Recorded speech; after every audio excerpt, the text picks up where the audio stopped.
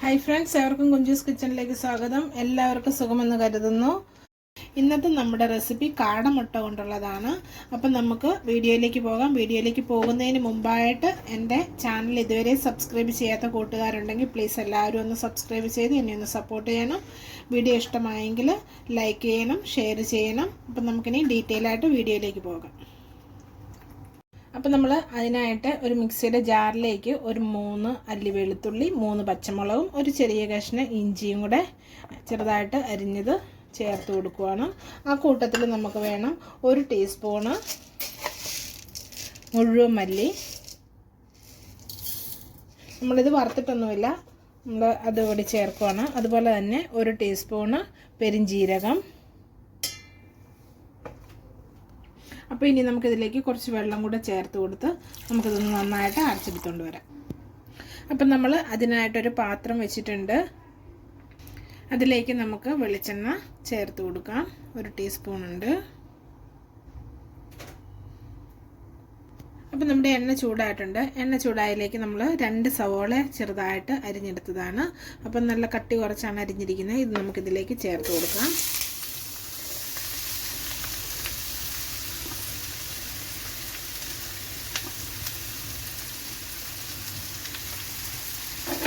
ആ കൂട്ടത്തിൽ തന്നെ നമുക്കൊരു 1/4 ടീസ്പൂണ് ഉപ്പ് കൂടി ചേർത്ത് കൊടുക്കാം.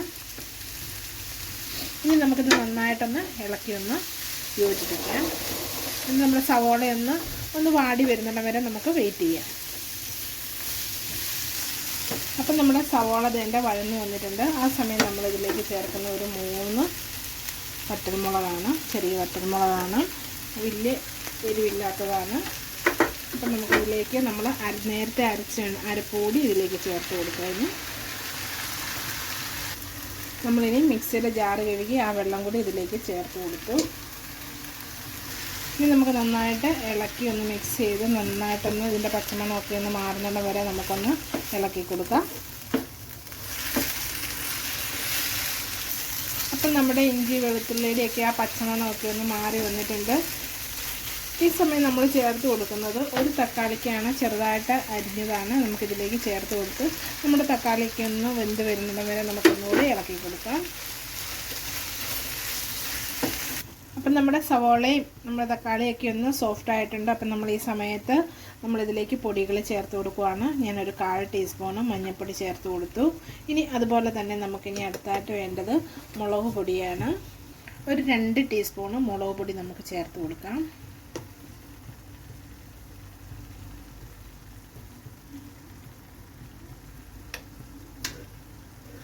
ഇനി നമ്മൾ ചേർത്ത് കൊടുക്കുന്ന ഗരം മസാലയാണ്, ഒരു ചെറിയ സ്പൂണാണ്. ഇതിന് ഞാനൊരു 1.5 ടീസ്പൂണ് ഗരം മസാലയാണ് ചേർത്ത് കൊടുക്കുന്നത്.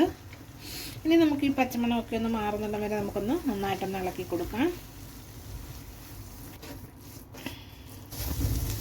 അപ്പം നമ്മുടെ മസാലയൊക്കെ തന്നെ നന്നായിട്ട് മൂത്ത് വന്നിട്ടുണ്ട്. കളറൊക്കെ നന്നായിട്ട് നല്ല ചുമന്ന കളറായിട്ടുണ്ട്. അപ്പം നമുക്ക് ഇനി ഇതിലേക്ക് ചേർക്കുന്ന 1 ടീസ്പൂണ് കസ്തൂരി മേത്തിയാണ്. ഇനി നമുക്കിതിലേക്ക് ആവശ്യമായ വെള്ളം കൂടെ ചേർത്ത് കൊടുക്കാം.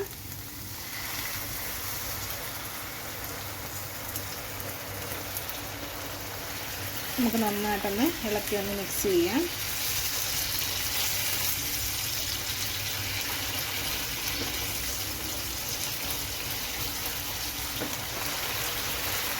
കുറച്ച് വെള്ളം കൂടെ ചേർത്ത് കൊടുക്കാം.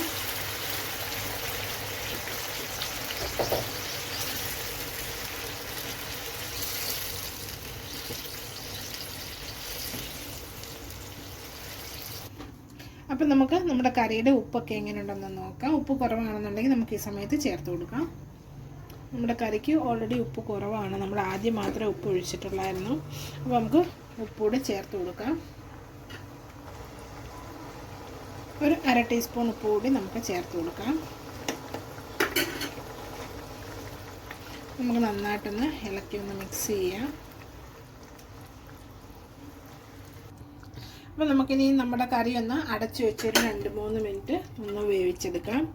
അപ്പോൾ നമ്മുടെ കറിയിലെ എണ്ണമയൊക്കെ ഒന്ന് തെളിഞ്ഞ് കറിയൊക്കെ ഒന്ന് തിളച്ച് ഒന്ന് പറ്റി വരും. അപ്പോൾ നമുക്ക് നമ്മുടെ കറി ഒന്ന് തുറന്ന് നോക്കാം. ഇപ്പോൾ ഒരു 2 മിനിറ്റ് കഴിഞ്ഞിട്ടുണ്ട്. നമ്മുടെ കറിയുടെ എണ്ണയൊക്കെ അതിൻ്റെ തെളിഞ്ഞ് വന്നിട്ടുണ്ട്. നമുക്കിനി ഒന്ന് ഇളക്കി കൊടുക്കാം.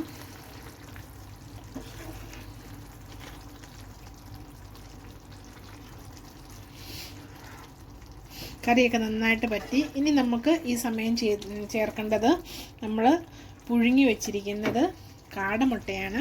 മുട്ട നമുക്കിതിലേക്ക് ചേർത്ത് കൊടുക്കാം.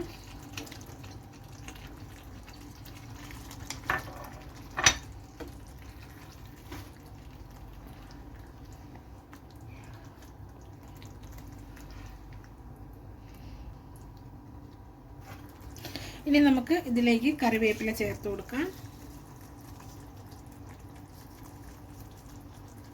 നമുക്ക് നന്നായിട്ടൊന്ന് ഇളക്കി ഒന്ന് യോജിപ്പിക്കാം. നമ്മുടെ കറിവേപ്പിലേക്ക് ഒന്ന് വാടി വരുന്നിടം വരെ നമുക്ക് വെയിറ്റ് ചെയ്യാം. നമ്മൾ ഈ സമയത്ത് കറിവേപ്പില ചേർത്ത് കഴിയുമ്പോഴത്തേനും നമ്മുടെ കറിക്ക് നല്ലൊരു മണം കിട്ടും. അപ്പം നമ്മുടെ കറിക്ക് ഒരു പ്രത്യേക ടേസ്റ്റും ഒക്കെ കൂടെ വരും. നമ്മൾ ഈ അവസാന ഭാഗം നമ്മൾ കറിവേപ്പില ചേർത്ത് കൊടുക്കുമ്പോഴത്തേന്. ഇനി നമുക്കിതിലേക്ക് ഒരു 2 ടീസ്പൂണ് ഫ്രഷ് ക്രീം ചേർത്ത് കൊടുക്കാം.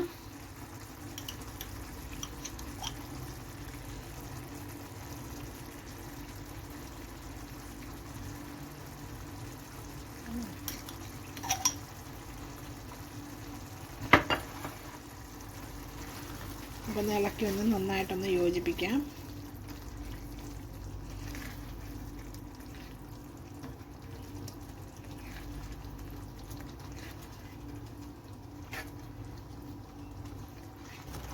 അപ്പം നമ്മുടെ ഫ്രഷ് ക്രീമും ചേർത്ത് കൊടുത്തതിന് ശേഷം നമ്മുടെ കറിയൊക്കെ ഒന്ന് തിളച്ച് വന്നിട്ടുണ്ട്. ഈ സമയം നമ്മളിനി അവസാന സ്റ്റെപ്പായ മല്ലിയിലയാണ് ചേർത്ത് കൊടുക്കുന്നത്. മല്ലിയിലയും കൂടെ ചേർത്ത് നമുക്ക് നന്നായിട്ടൊന്ന് ഇളക്കി യോജിപ്പിക്കാം. അപ്പം ഇനി നിങ്ങളെല്ലാവരും ഇതൊക്കെ ഒന്ന് ട്രൈ ചെയ്യണം. നിങ്ങളുടെ അഭിപ്രായങ്ങളൊക്കെ ഒന്ന് കമൻറ്റ് ബോക്സിൽ മെൻഷൻ ചെയ്യണം. നല്ല ടേസ്റ്റി ആയിട്ടുള്ള ഒരു ഡിഷാണിത്. അപ്പോൾ ഇനി പുതിയൊരു വീഡിയോ ആയിട്ട് വരുന്നിടം വരെ എല്ലാവർക്കും നന്ദി.